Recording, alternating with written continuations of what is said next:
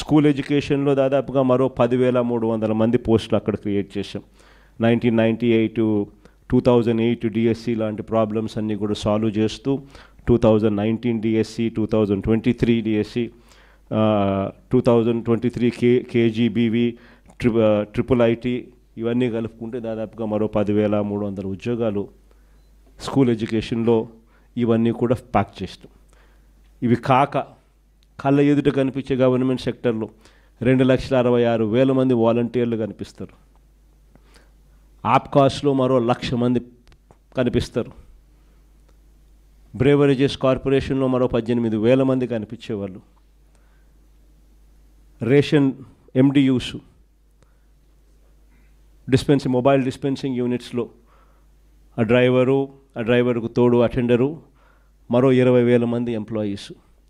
ఈ రకంగా దాదాపుగా ఉట్టి ప్రభుత్వ రంగంలో దాదాపుగా 6 లక్షల ఉద్యోగాలు, 6,31,000 ఉద్యోగాలు ఒక్క ప్రభుత్వ రంగంలోనే మనం క్రియేట్ చేయగలిగినాం. ఇవి కాక ఎంఎస్ఎంఈ సెక్టర్ అన్నిటికన్నా ఉద్యోగాలకు మూలమైన సెక్టర్ ఏంటంటే ఎంఎస్ఎంఈ సెక్టర్. మన హయాంలో చంద్రబాబు నాయుడు పెండింగ్లో పెట్టిన బకాయిలు, ఇన్సెంటివ్స్ అన్నీ కూడా మనం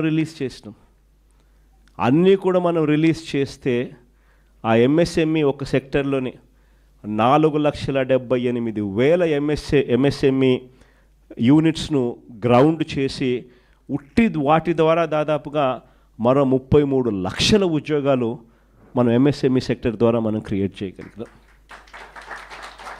అంటే ఒక కాన్ఫిడెన్స్ ఉండేది, వైఎస్ఆర్సీపీ ప్రభుత్వం, జగన్ ప్రభుత్వం ఎంఎస్ఎంఈస్కు తోడుగా ఉంది, పెండింగ్ బకాయిలన్నీ తాను క్లియర్ చేశాడు, ప్రతి సంవత్సరం క్రమం తప్పకుండా ఎంఎస్ఎంఈలకు కూడా తాను బటన్ నొక్కుతూ ఉన్నాడు. కాబట్టి ఎంఎస్ఎంఈ ఇన్సెంటివ్స్ క్రమం తప్పకుండా ప్రతి సంవత్సరం వస్తాయి మాకు అన్న నమ్మకం. ఆ నమ్మకంతో ఎంఎస్ఎంఈలు are the biggest providers of jobs. ఈ పెద్ద కంపెనీలు, సోకాల్డ్ పెద్ద కంపెనీలలో పెద్ద ఉద్యోగాల సంఖ్యలు ఎక్కువ రావు, పెట్టుబడి ఎక్కువ, ఉద్యోగాల సంఖ్య తక్కువ. కానీ ఎంఎస్ఎంఈస్లో పెట్టుబడి తక్కువ, ఉద్యోగాలు మాత్రం ఎక్కువ పెట్టుబడితో కంపేర్ చేస్తే.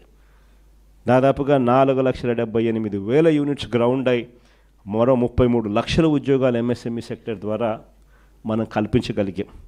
అది కాకుండా లార్జ్ అండ్ మెగా ఇండస్ట్రీస్లో మరో 1,00,000 ఉద్యోగాలు, మొత్తం కలిపితే 40,13,552 ఉద్యోగాలు ఒక్క వైఎస్ఆర్సీపీ ప్రభుత్వ హయాంలో మనం క్రియేట్ చేయగలిగాం.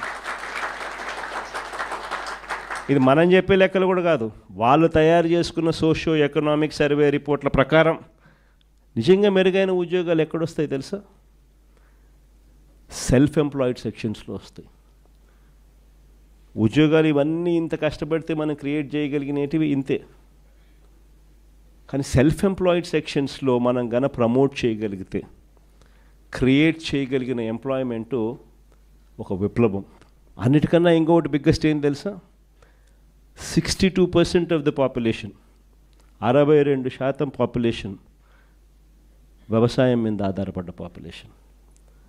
వ్యవసాయం ఒక్కటి కుదేలైపోతే 62% జనాభాకు ఉపాధి ఉండదు. చంద్రబాబు నాయుడు నోట్లో నుంచి వచ్చే మాటలు అయితే వ్యవసాయం అన్నది దండగా అనే మాటలు వస్తాయి. కానీ వ్యవసాయాన్ని పండగగా మార్చిన పరిపాలన ఎక్కడైనా జరిగింది అని అంటే మన ప్రభుత్వ హయాంలో. ప్రతి అడుగులో కూడా విత్తనం నుంచి పంట కొనుగోలు వరకు, పంట కొనుగోలు నుంచి రైతుకి ఏదైనా విపత్తు వస్తే ఆ విపత్తు నుంచి రైతును ఆదుకునే వరకు ప్రతి అడుగులోనూ కూడా రైతును చేపట్టుకొని నడిపించింది ఒక వైఎస్ఆర్సీపీ ప్రభుత్వ హయాంలో మాత్రమే.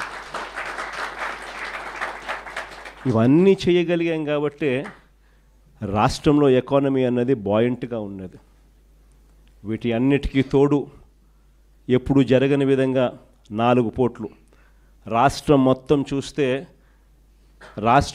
చూస్తే మనం రాకమునుపు వరకు 6 పోర్ట్లు ఉంటే, 4 లొకేషన్స్లో 6 పోర్ట్లు ఉంటే, మన 5 ఏళ్ల పీరియడ్లోనే కోవిడ్ ఉన్నా కూడా, 2 సంవత్సరాలు కోవిడ్ ఉన్నా కూడా మన 5 ఏళ్ల కాలంలో ఏకంగా మరో 4 పోర్ట్లకు శ్రీకారం చుట్టి అడుగులు ముందుకేసి,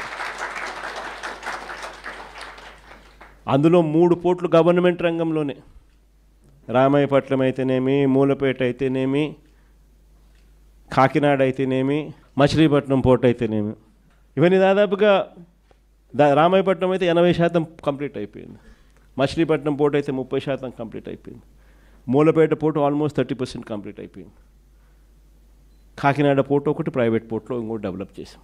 మొత్తం 4 పోర్ట్లు, 10 ఫిషింగ్ హార్బర్లు, 6 ఫిష్ ల్యాండింగ్ సెంటర్స్. అంటే పోర్ట్ లెడ్ ఎకానమీని అడుగులు వేగంగా ముందుకు ఇచ్చగలిగాం. గూగుల్కి సంబంధించి క్లారిఫికేషన్, చంద్రబాబు నాయుడు అనే వ్యక్తి ఏ రకంగా క్రెడిట్ చోరీ చేస్తాడు అనేది కూడా చెప్పింటే, డేటా సెంటర్ అనే దానికి ఫస్ట్ ఆఫ్ ఆల్ డేటా విశాఖపట్నంకు రావాలా కదా, వస్తేనే కదా డేటా సెంటర్ అనేది వచ్చేది. ఆ డేటా అనేది సింగపూర్ నుంచి కేబుల్ తీసుకొచ్చేదానికి అంకురార్పణ చేసింది వైఎస్ఆర్సీపీ ప్రభుత్వంలో జరిగింది. కాబట్టి వైఎస్ఆర్సీపీ ప్రభుత్వంలో 300 మెగావాట్లకు సంబంధించి డేటా సెంటర్కు శంకుస్థాపన చేశాం. అదానికి గూగుల్కు ఆ రోజుల్లోనే 2022లోనే నోయిడాలో గూగుల్తో కలిపి నోయిడాలో already data centre Adani already కట్టాడు. దానికి సంబంధించి శంకుస్థాపన 2023లో జరిగింది. తర్వాత సింగపూర్ గవర్నమెంట్కు 2020 శంకుస్థాపన చేసిన రోజే తర్వాత 3-4 నెలలకే 2022లోనే సింగపూర్ గవర్నమెంట్కి లేఖ కూడా రాసినాం. కేబుల్ అక్కడి నుంచి వచ్చేదానికి మాకు ఫెసిలిటేట్ చేయండి అని. అవన్నీ జరిగితే ఈరోజు గూగుల్ వస్తూ ఉందాం. డేటా సెంటర్లో అసలు కట్టాలి అని అంటే ఫస్ట్ డేటా రావడానికి కేబుల్ కావాలి కదా. ఇవన్నీ అప్పుడు మనం చేసాం కాబట్టి ఇప్పుడు వస్తూ ఉంది. ఆ రోజు నుంచి చూస్తే విశాఖపట్నంలో డెవలప్మెంట్ అనేది ఆ రోజు అడుగులు మనం వేసాం కాబట్టి ఈరోజు గూగుల్ వస్తూ ఉంది. ఆ రోజు మనం మూలపేట పోర్టు మనం 30% కంప్లీట్ చేసాం కాబట్టి ఈరోజు మూలపేటలో పోర్టు కంప్లీట్ అయ్యే పరిస్థితిలోకి వస్తూ ఉంది. ఆ రోజు భోగాపురం ఎయిర్పోర్ట్కు 900 కోట్లు ల్యాండ్ అక్విజిషన్కి మనం ఖర్చు చేసినాం. R&R ల్యాండ్ అక్విజిషను 900 కోట్లు ఖర్చు చేసి భోగాపురం ఎయిర్పోర్ట్కు ఫౌండేషన్ స్టోన్ వేసి దాదాపు 30% కంప్లీట్ చేసినాం. అన్ని పర్మిషన్లు తీసుకొచ్చి ఇచ్చి మనం చేసాం కాబట్టి అది కంప్లీట్ అవుతుంది. ఈరోజు నిజంగా చంద్రబాబు నాయుడు చూస్తే అన్నీ రివర్స్గానే కనిపిస్తూ ఉండే. మెడికల్ కాలేజీలు అన్నిటికన్నా నిజంగా చాలా అతి దరిద్రమైన పని చంద్రబాబు నాయుడు ఏదైనా చేస్తూ ఉన్నాడంటే ఇది అతి దరిద్రమైన పని. నిజంగా అతను మంచి చేయకపోతే చేయకపోయి కనీసం చెడు చేయడం అన్న దానికి మనకి ఇంతకన్నా దరిద్రం ఏదైనా ఉంటుందో నాకు అర్థం కాదు అసలు. ఎందుకనంటే నువ్వు కట్టిందిలా రాష్ట్రం ఏర్పడినప్పటి నుంచి ఇప్పటిదాకా 1923 1923 నుంచి 2019 దాకా అంటే మన ప్రభుత్వం వచ్చేదాకా రాష్ట్రంలో ఉన్న మొత్తం మెడికల్ కాలేజీలు ఎన్ని అంటే 12.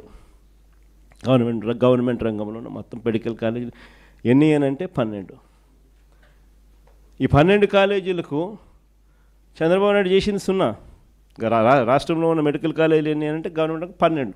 చంద్రబాబు నాయుడు 12లో ఏమైనా ఒకటన్నా చేశాడంటే అది లే, ఒక్కటి చేయలే. మనం వచ్చిన తర్వాత ఏకంగా 5 ఏళ్లలో కోవిడ్ ఉన్నా కూడా 2 సంవత్సరాలు 5 ఏళ్లలో ఏకంగా 17 మెడికల్ కాలేజీలు మనం తీసుకొచ్చే కార్యక్రమం చేస్తాం. ఆ 17 మెడికల్ కాలేజీల్లో అసలు ఒక మెడికల్ కాలేజ్ అన్నది ఎందుకంత ఇంపార్టెంట్, అది చాలా మోస్ట్ ఇంపార్టెంట్ థింగ్. ప్రతి ఒక్కరం కూడా చంద్రబాబు నాయుడు తప్ప మిగతా వాళ్ళందరూ కూడా లాజికల్గా ఆలోచన చేయదగ్గ పాయింట్. అసలు గవర్నమెంట్ ఎందుకు స్కూల్ నడుపుతుందో, అసలు గవర్నమెంట్ ఎందుకు హాస్పిటల్ నడుపుతుందో, గవర్నమెంట్ ఎందుకు ఆర్టీసీ బస్సులు నడుపుతుందో ఎప్పుడైనా ఆలోచన చేశారా? ఎప్పుడైనా తట్టిందా? ఎందుకంటే గవర్నమెంట్ ఇది చేయకపోతే ప్రైవేట్ వాడు పేదవాడిని మధ్యతరగతిని పూర్తిగా నాశనం చేసేస్తాడు. ఎక్స్ప్లాయిటేషన్ జరుగుతుంది. ప్రైవేట్ ఎక్స్ప్లాయిటేషన్కి చెక్ పడాలి అని అంటే గవర్నమెంట్ అనేది స్కూల్ నడుపుతూనే చెక్కు పడుతుంది, గవర్నమెంట్ అనేది హాస్పిటల్ నడుపుతూనే చెక్కు పడుతుంది, గవర్నమెంట్ అన్నది ట్రాన్స్పోర్ట్ ఆర్టీసీ నడుపుతూనే చెక్కు పడుతుంది. లేకపోతే ప్రైవేట్ వాళ్ళు పేదలను మధ్యతరగతి వాళ్ళను పూర్తిగా ఎక్స్ప్లాయిట్ చేసే కార్యక్రమం జరుగుతుంది.